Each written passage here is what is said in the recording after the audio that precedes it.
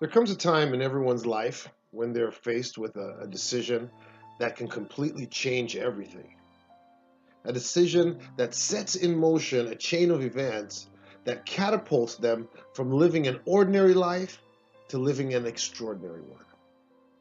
My field is in addiction recovery, and I often ask myself, what is the difference between those people that get clean and sober and stay that way to those that get clean and sober only to return to treatment centers time and time again? What makes the difference between those people that have experienced drug abuse and go on to never looking back and living a life that even far exceeds their life before the abuse? What's the difference between them and those people that fall deeper and deeper into the spiral of addiction? I have found the difference to be in that moment when they have got to let go.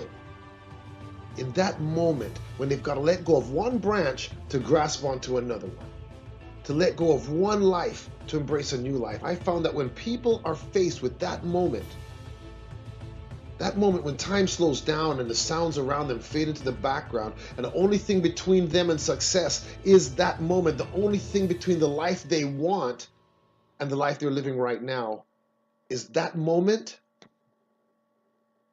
I've found that fear creeps in. Now, you may not recognize fear every time it shows its face, because fear has a way of changing and wearing different masks. When fear shows up, it sometimes wears a mask that only you can recognize. And when faced with decision to get clean or sober, fear likes to disguise himself as doubt or guilt. Sometimes fear disguises himself as anxiety, right? And insecurity. Fear wears the faces of any weakness you have. It will search your entire body, your soul, your heart, and find your fear, and then put that mask on, because you will be able to recognize him when he's wearing that mask, and it will start to whisper things in your ears. It will say, you don't deserve this. You're an addict. And it will seem so familiar to you. That voice will sound so familiar to you that you'll start to believe it. Sometimes fear whispers in your ear that this is going to hurt too much, and you can't handle this. It's going to ask you, isn't this why you use drugs in the first place? Because this hurts, being clean? Fear will whisper to you and say, everyone hates you after what you did. Do you think that you're going to be able to face those people now? So some people sit in that moment and they choose to listen and believe fear. In his many disguises, people will sit and listen and believe. And then there are those that will listen and laugh. Not that they don't hear fear. Oh, they hear it.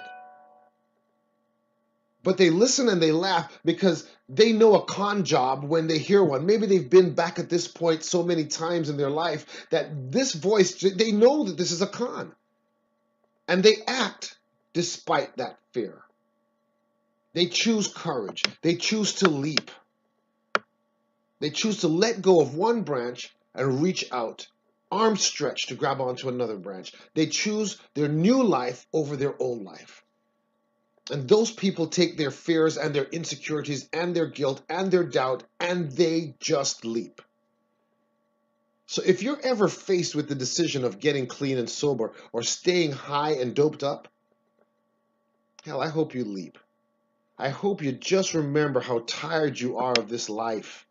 I hope when fear starts whispering in your ear that you just get disgusted with hearing this ugly voice lying to you and trying to keep you under, trying to keep small and trying to keep you dying, withering away into the darkness. I hope you leap.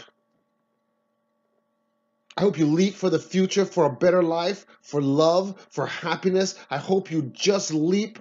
I hope you reach out for a fresh start. I hope you set in motion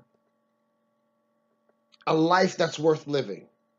And I hope you show up every day to receive all the wonderful things your life is just waiting to give you. I hope you join the club of people who choose not to be an average person stuck on drugs. I hope you choose not to be the ordinary person who gets clean and spends their life spiraling in and out of rehab. I hope you choose to be extraordinary. I hope you join the club.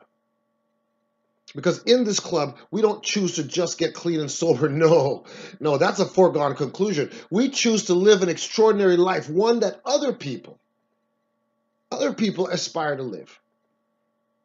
We choose happiness and laughter, confidence and willfulness. We choose to heal and just be done already. Because in this club, we've taken our life back.